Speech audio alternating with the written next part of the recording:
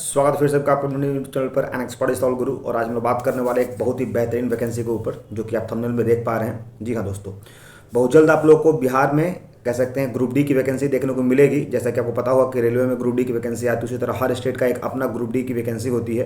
और उसी क्रम में हमारे बिहार सरकार ने जो 5 लाख नौकरियां देने की बात कही है कि 5 लाख वैकेंसी जो इस बार निकाली जाएगी, उसमें से बिहार ग्रुप डी की भी 50,000 वैकेंसी आपको देखने को मिलेगी। इसलिए वैसे बच्चे जो इस बार बिहार विधानसभा और बिहार विधान परिषद में ऑफिस अटेंडेंट, जिसको आप लोग बोलते हो, आमतौर पर ऑफिस अटेंडेंट ग्रुप डी की ही बहाली होती है, तो उसे हम लोग कार्यालय परिचारी भी कहते हैं। तो जो आप लोग बिहार विधानसभा और बिहार विधान परिषद में फॉर्म भरकर परेशान हो कि सर एग्ज़ाम कब तक होगा, क्या कुछ उसका अभी अपडेट बताने वाले हैं या फिर कब तक उसका अपडेट आने वाला है, कब तक हमारा एग्जाम का फाइनल हो जाएगा, तो उन बच्चों के लिए खास तौर पर, और साथ ही साथ वैसे बच्चे जो नए हमारे चैनल को पहली बार देख रहे हैं, उनके लिए एक सुनहरा मौका है अपने भविष्य को एक सही मुकाम देने का। क्योंकि जाहिर सी बात है, कभी कभी क्या होता है कि कोई व्यक्ति जो होता है वो किसी चीज़ को बहुत लेट समझता है, और लेट समझने के कारण क्या होता है कि ना वो यहाँ का रहता ना वहाँ का रहता है। इसलिए चीज़ों को समझिए। अभी आपके पास उम्र कम है तो आपका अपने पोटेंशियल को पूरी लगाइए, क्योंकि अधिक उम्र होने के बाद ना आपसे पढ़ाई हो पाता है और ना ही आप अपने लक्ष्य को प्राप्त कर पाते हैं। ठीक है, सो करना क्या है बेसिकली यहाँ पर कि आज इस वीडियो में बेसिकली हम बात करेंगे बिहार विधान परिचारी या फिर कह सकते हैं बिहार ग्रुप डी में क्या क्या योग्यता होने वाली है, कब ये वैकेंसी आएगी और इसके कितने फीस लगेंगे भरने का।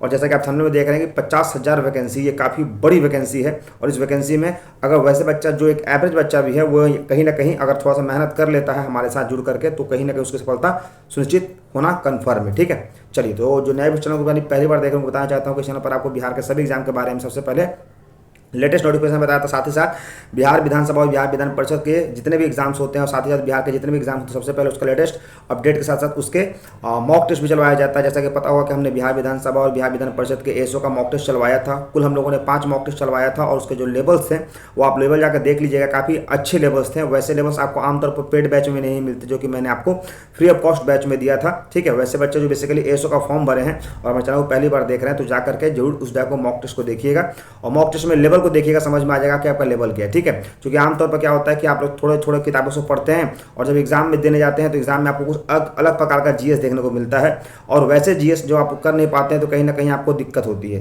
तो मैंने क्या किया है कि एसओ के जो मॉक टेस्ट लगवाए हैं उसमें पहले ही उस लेवल का क्वेश्चन डाल दिया है, ताकि अगर आप उस मॉक टेस्ट को करके जाते हैं, उस मॉक टेस्ट को देख कर जाते हैं, तो आपके अंदर कॉन्फिडेंस होगा और आप वैसे प्रश्नों का भी जवाब दे पाएंगे जिससे पहले जो कि पहले आप नहीं दे पाते थे। ठीक है, अब बात हो रही है कि सर बिहार, बहुत सारे बच्चों को मन में ये आ रही है कि सर बिहार का जो परिचारी ग्रुप है, जिसको आप लोग ग्रुप डी बोलते हो, क्या ये वैकेंसी परमानेंट है? तो हाँ, ये वैकेंसी परमानेंट है, मतलब ये कोई प्राइवेट जॉब नहीं है। बहुत सारे बच्चे लगता है मुझे मैसेज कर रहे थे कि सर इसके रिगार्डिंग कि सर ये प्राइवेट जॉब है सरकारी जॉब है, तो ये बिहार सरकार की सरकारी जॉब है। हालांकि सरकारी जॉब में क्या, अब तो सरकारी प्राइवेट बात बराबर ही है, चूंकि 60 साल के बाद कहीं ना कहीं अब आपको पेंशन नहीं मिलेगा, एनपीएस कर दिया गया। ठीक है, तो एक तरह से कह सकते हैं सरकारी जॉब है।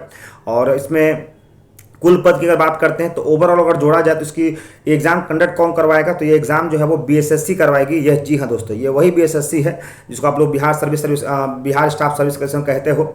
ये बीएसएससी वही है जो भी इंटर लेवल को लेकर के काफ़ी सुर्खियों में घुरी हुई है, जो कि 8 महीने हो गए इंटर लेवल का फॉर्म भरे हुए, तो एग्जाम नहीं करवाया है। लेकिन अब इसकी मजबूरी हो जाएगी, चूंकि जाहिर सी बात है, चूंकि 2025 में आने वाला समय 2025 में विधानसभा का चुनाव, और चुनाव से पहले सरकार को नौकरियां कंडक्ट करवानी ही होगी, तब जाकर के युवा वोट जो है वो उसके तरफ फोल्ड हो पाएंगे या फिर युवा वोट उसके तरफ अट्रैक्ट हो पाएंगे। ठीक है, सो कहीं ना कहीं बीएसएससी इसका एग्जाम कंडक्ट करवाएगी और बीएसएससी में ही जो है वो इंटर लेवल वो क्लर्क होता है, और जो उससे नीचे की जो पोस्ट होती है उसी को हम लोग कार्यालय परिचारी बोलते हैं, ऑफिस अटेंडेंट भी बोलते हैं और आम भाषा में ग्रुप डी भी बोलते हैं। ठीक है, तो ये कुल 50,000 पद आपको बिहार में देखने को मिलेंगे, क्योंकि बिहार में बहुत सारे वैकेंसियाँ जो है वो ग्रुप डी की खाली है। हर विभाग में, बिहार के जितने विभाग होते हैं सभी में ग्रुप डी की जो लेवल होते हैं, जैसे कि ऑफिस अटेंडेंट हो गया, दरबान हुआ, माली हुआ, ये सारे पोस्ट जो आते हैं ग्रुप डी में आते हैं। ठीक है, तो इनकी वैकेंसी खाली है, इसका जो है बेसिकली आप लोग का नोटिफिकेशन निकाला जाएगा। अब बहुत सारे बच्चों को मैंने प्रश्न ये आ रहा था कि कब तक इसकी वैकेंसी आने की संभावना है और हमारी तैयारी किस प्रकार से होगी। तो याद रखिएगा,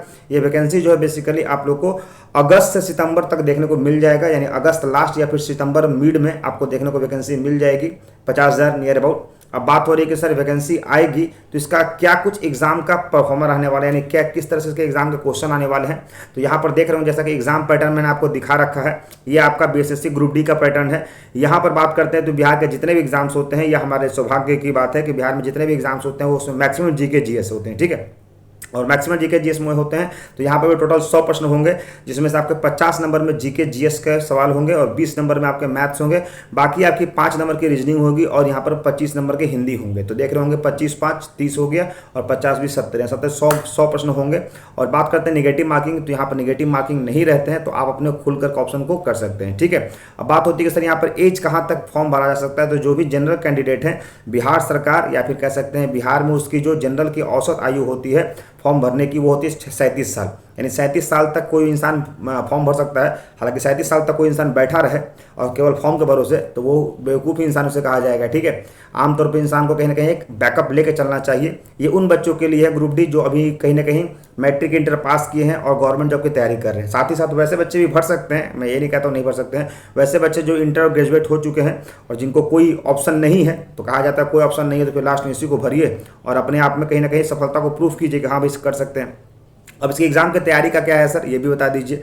कुछ बच्चों का मन में ये भी था कि एग्जाम की तैयारी कैसे किया जाए। तो इसके एग्जाम की तैयारी के लिए हम लोगों ने बेसिकली अगर मैं अपनी बात करता हूँ तो हमारा जो नए यूट्यूब चैनल है @एग्जाम बाग, वहाँ पर मैंने 1000 प्रश्न का क्वेश्चन बैंक ऑलरेडी पहले दे चुका हूँ और फिर से वहाँ पर 4-5 हज़ार प्रश्न आपको दिए जाएंगे। 100 प्रश्न का मैं वहाँ पर सेट लगवा चुका हूँ, 10 सेट। तो 100 का 10 अगर बात करता हूँ तो वहाँ पर 1000 मॉक टेस्ट, वहाँ पर आपको 1000 क्वेश्चन जा चुका है जीके जीएस का।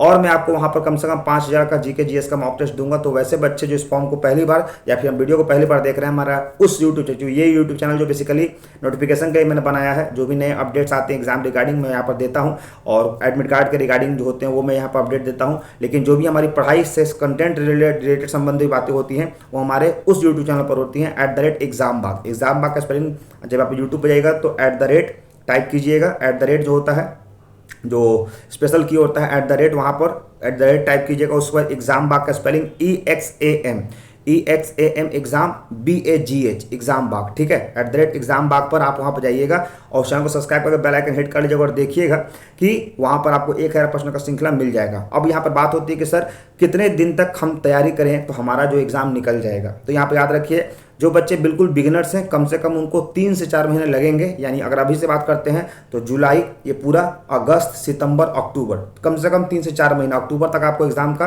तैयारी करना होगा। और जो बच्चे वैसे जो पहले कहीं से तैयारी कर रहे हैं उनको केवल 1-2 महीने जो है वो तैयारी करना होगा।